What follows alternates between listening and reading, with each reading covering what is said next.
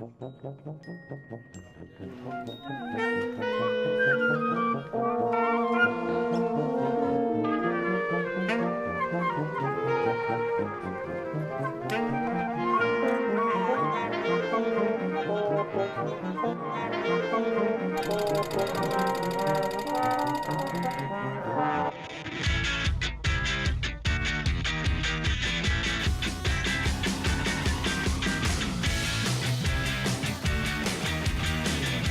comes the favourite Astern, and the colt is letting rip with a big run.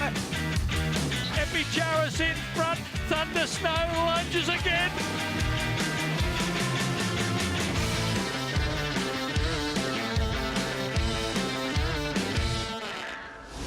Impending reaching the lead near the line, and Impending's won the strap rope.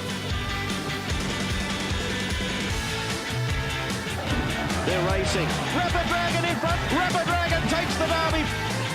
By selling this time at $2.4 million, he goes done. Not an hour to 160 down, not an hour to 160. 300 down. At $245,000, yes or no, he goes for $245. Kermadec contains the best, driven to the lead by lane, and Kermadec won it by a length to Mika. Pelotino draws away, he's too good, Pelotino by 3/4. Wicks has won it by 6 lengths to Humnell.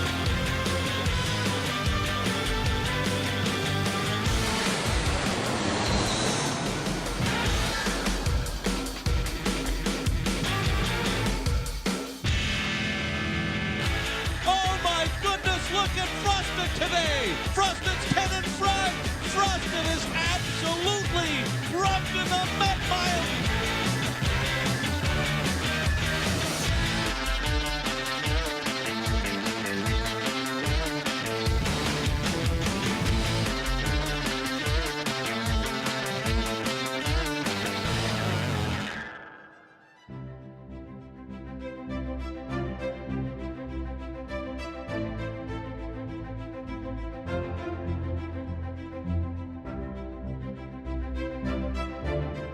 Welcome, ladies and gentlemen. Welcome to our beautiful farm. Here's one you're going to have to take a close look at. He is by the sideline we all want to be involved in, an invincible spirit. This is the new horse, Territories. I think this horse is a no-brainer. He's a Group 1 winner, Group 1 placed at 2, Guineas placed in England, absolute top-notch performer, and he has a pedigree that almost guarantees his success as a stallion. You come here, you look at performance, you look at the physicality of the horse, and then you look at the pedigree as well. He is from the family of Street Cry and Charmadale. And he's the best, highest rated horse in the family since those two great performers and great stallions, both that stood at this stud. In the Group 1 Prix-Jean Prat, his incredible acceleration in the final stretch was on show. He exploded and the race was over in a matter of a stride. The 3 Ps are all ticked here. Watch him as he walks away from you. He's tremendously wide across the backside. He's a very good looking horse with great quality that's going to suit a lot of Australian mares. This is the last line, but have a look at the quarters on him. Look at the hind quarter, look at the fore, look at the shoulder. He's a horse, I believe, he's going to leave you a magic millions type. He's got a very strong Australian influence in his pedigree, obviously. He's by none other than Choisir, the horse that announced Australian racing to the world, really, when he won at Royal Ascot. And you look at his physique and you can understand why Mark Johnson, who's not shy to get his horses out and going early, he won the first race of the season in England, the Brocklesby Stakes, a speed 2-year-old race. And he went right through that season, 10 starts, a really tough campaign. And he finished up with the Middle Park Stakes Group 1. The 1200 metre Group 1 race is one of only 3 Group 1 races for 2-year-old colts in England. In a galaxy of stars, this fella might be the brightest of them all. He is, of course, Astern. He won his 2-year-old maiden very easily. At his second start, he won the Silver Slipper Group 2. He drew badly in the Slipper, but it ran a couple of weeks later and dead heated in the Kindergarten Stakes Group 3. He came back, he was set on a Golden Rose campaign. He trialled brilliantly, and he beat Star Turn, Impending, and Divine Prophet, all 3 of the top-class horses in the Group 2 run to the Rose. And then, Steve, he showed his amazing turn of foot in the first Group 1 of the season in Sydney, a race we have dominated for some time now, as Ross mentioned. What I like about this horse, he's by Medaglia Doro, and you've seen Medaglia out in the paddocks today. He's very much in his sire's mould. He's probably a little bit smaller, and he's got that Exceed and Excel sharpness and quality about him. I think Medaglia's worked so well down here with these Danehill line mares. All the stallions at Darley, they tick all the boxes, the 3 Ps, performance, pedigree and physicality.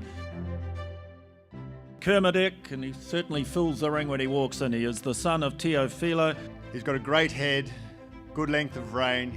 Look at that shoulder and that girth. He's got a terrific angles to his shoulder, great depth of girth, as I said. He isn't long in the back, but he does stand over ground. He's got a lovely hind quarter, and then we see him move. It's no wonder they liked him as a yearling.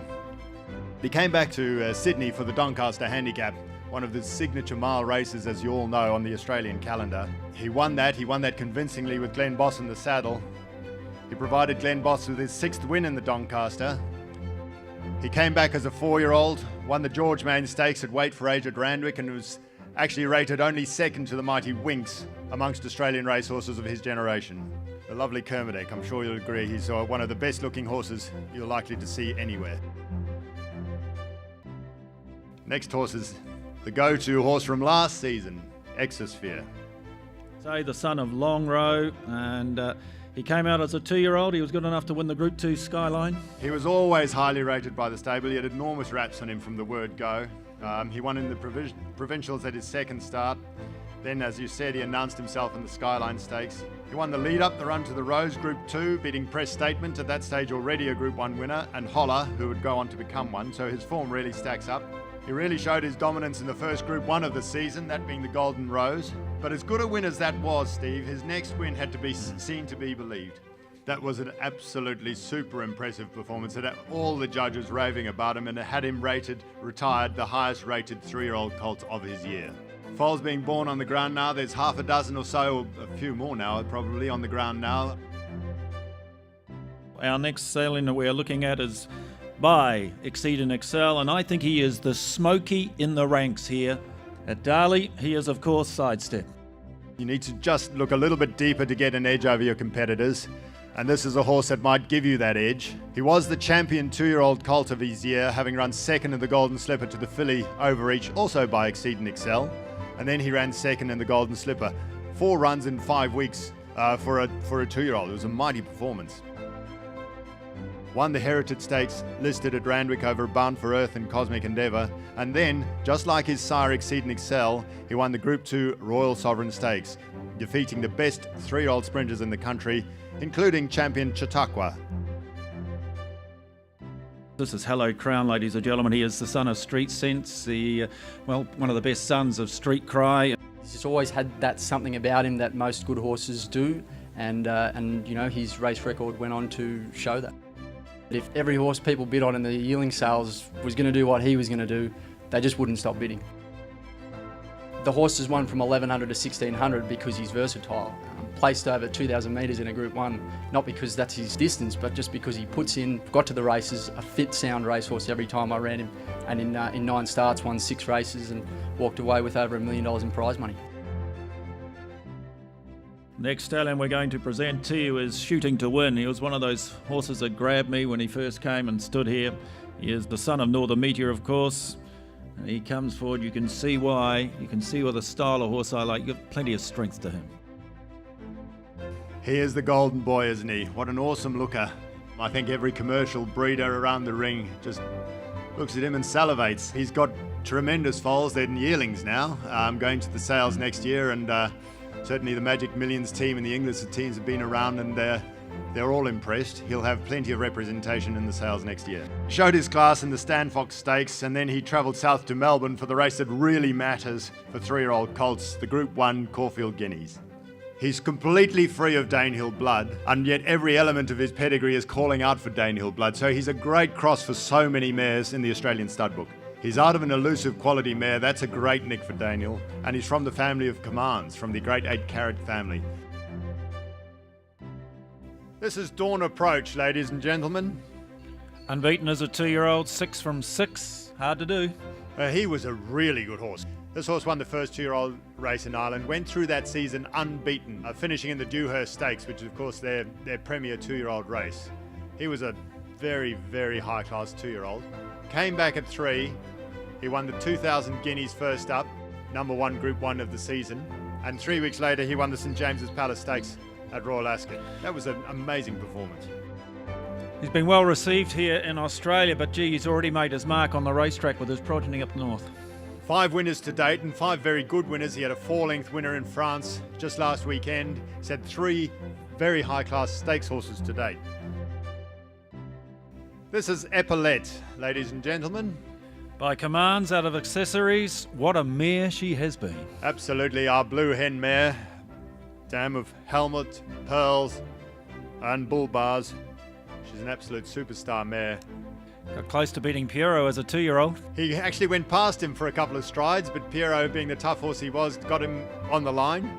That was as close as any horse got to Piero as a 2-year-old. He won the Golden Rose, he went to the Guineas, he ran in a really good year. So Piero and All Too Hard with that year, much like his father Commands ran into Testarossa and Reduke's Choice, he ran into a really top year of 3-year-old colts. He ran 3rd in that Guineas, as did his father. Won the Denman 10,000. Showing terrific acceleration. He was a really, really good horse on his day. His oldest has just turned 2 in this hemisphere. He went to stud in the Northern Hemisphere before he went to stud here. He's had 10 winners up north already, really made a good start at stud in the Northern Hemisphere, and we've got great things expected of him in the Southern Hemisphere as well. They've sold extremely well as yearlings. I think they averaged 125,000. He is Albrecht, he is by the champion horse in Reduke's Choice. Look at this horse and compare him to Not a Single Doubt. Both by Reduke's Choice, both had Group 1 ability, both are from high-class female families, and both have started their careers at relatively low stud fees. Not a Single Doubt has obviously gone on to be a leading stallion. This horse could be every bit as good.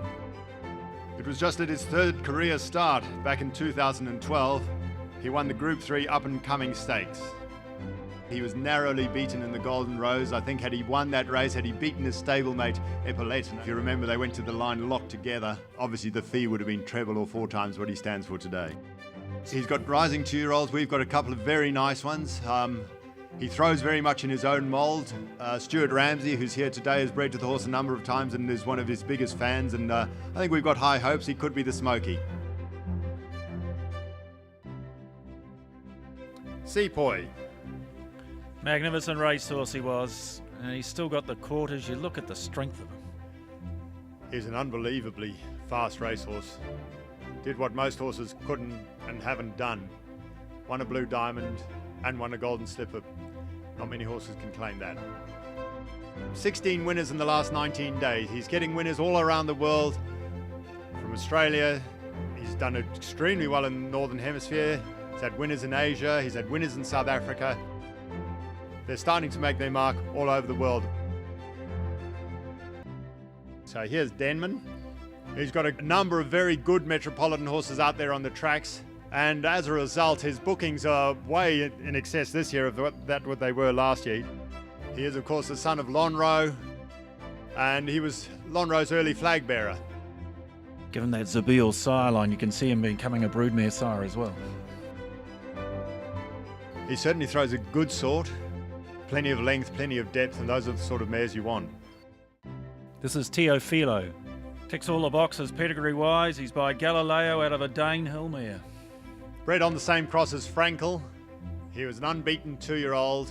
Injury prevented him from racing beyond his 2-year-old career, but he's made a mark at stud as a classic horse, really. Despite the fact that he was a great 2-year-old himself, it's really as a weight for age superstar stallion. That's what he's known for now.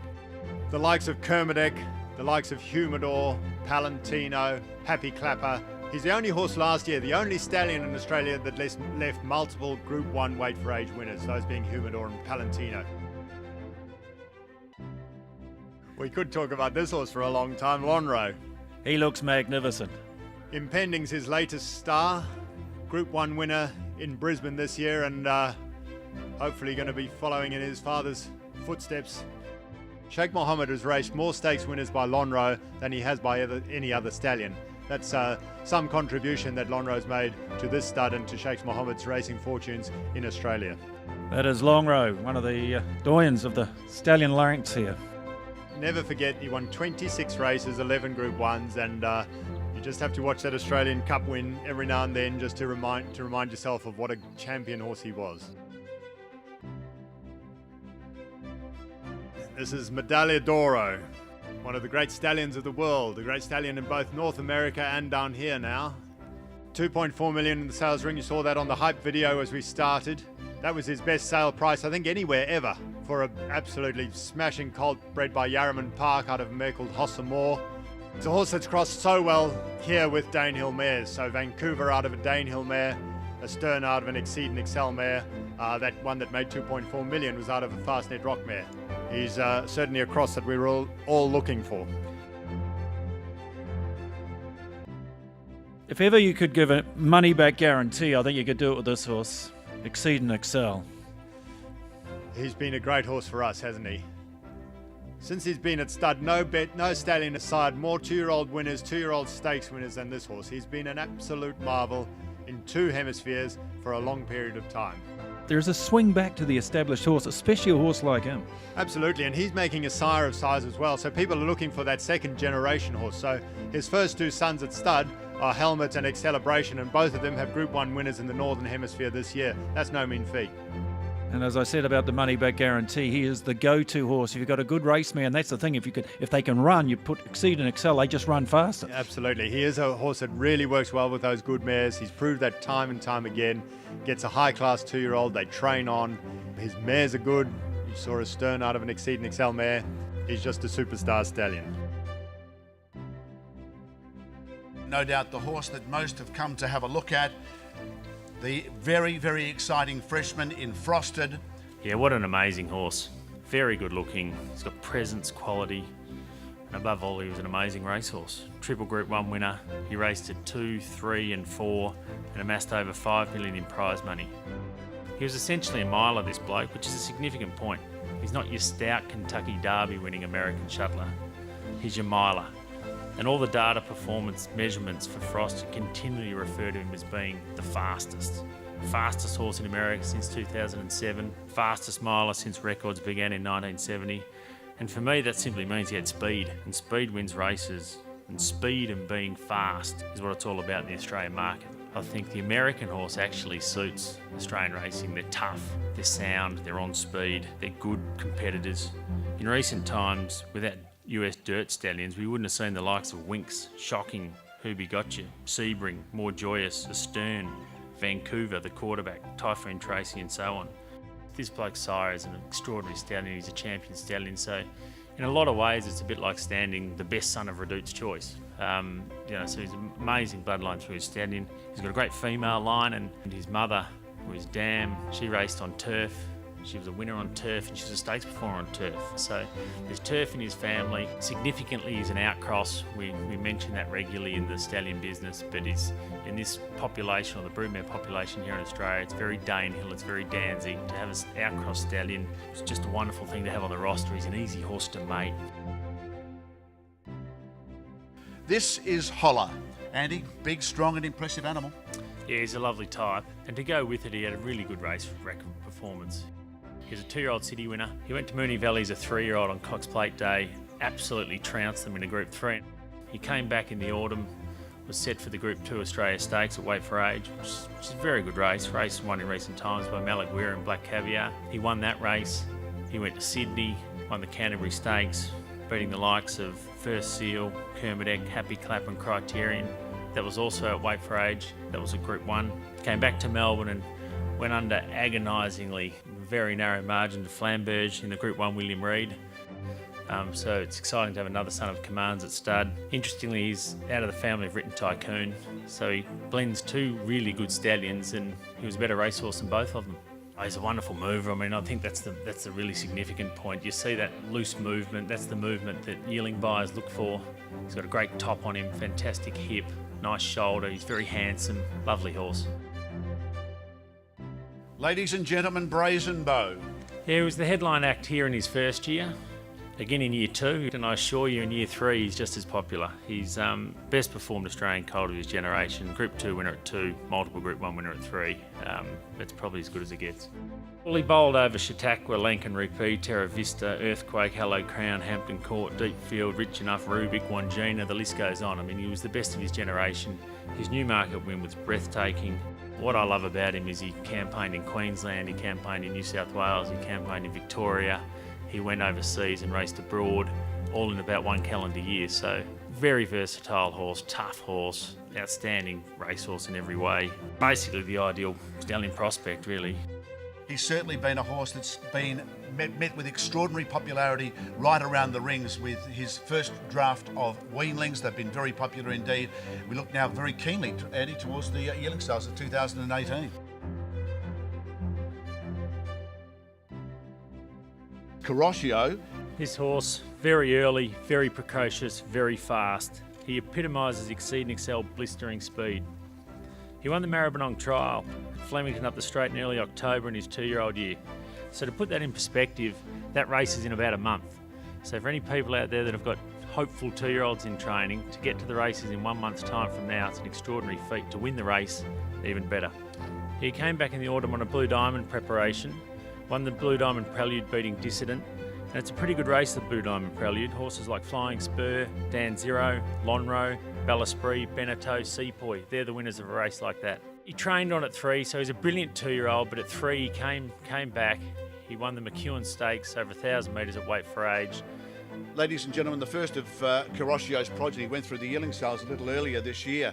There were some 5 offered at the Melbourne Premier sale and averaged over $70,000. Now those horses met with that sort of support in the sales ring because of the confirmation that they presented with. They really did look like very, very natural runners. Ladies and gentlemen, the next of our stallions today is Helmet, a chestnut horse foaled in 2008 by the champion sire in Exceed and Excel from the phenomenal producing mare in Accessories by Sing Spiel. Probably, Andy, first and foremost, let's just recap his race record. Yeah, proper racehorse, one of the great horses that Sheikh Mohammed's raced in Australia. Triple Group 1 winner, as I said. Dual Group 1 winning 2-year-old, won the Sires and the Champagne. Trained on at 3 to win the Caulfield Guineas in record time. He was tough, brilliant, on speed, made his own luck. Perfect qualities for a stallion. Yeah, well, as you said, it exceeds an elite reverse shuttle stallion, probably the elite one at the moment. And Helmet's also shuttling north, and he's had 5 stakes winners in the Northern Hemisphere, including the outstanding Group 1 champion Thunder Snow.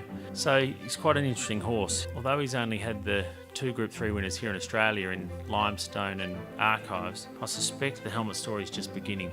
He's a big, strong, strapping horse. He's imposing, yet he's light on his feet. He's a genuine equine athlete. Ladies and gentlemen, this is Street Boss, a chestnut horse foaled in 2004 by Street Cry from Blushing Ogygian by Ogygian. Andy, probably one of the most handsome of the sons of Street Cry that you would see. He's widely acclaimed as the best looking son of Street Cry. He's certainly the fastest. He broke 2 track records and equalled another in winning over $1 million in prize money. So he's a proper racehorse and a fast racehorse. I mean, he's a beautiful horse. He's handsome. He's got a fantastic top line, strong shoulder, good bone, good hip, powerful hindquarter, plenty of muscle. He's a real muscular horse, very typical of Street Cry. And like his sire, he's free of Northern Dancer and therefore Danehill and Danzig. So he's a proven, popular outcross stallion. And the outcross stallion that works and is successful, they're worth their weight in gold.